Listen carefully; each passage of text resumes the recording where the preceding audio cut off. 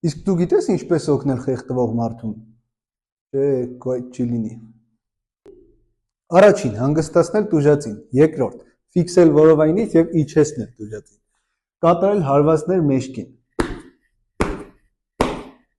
3 կատարել հրումներ որովայնին։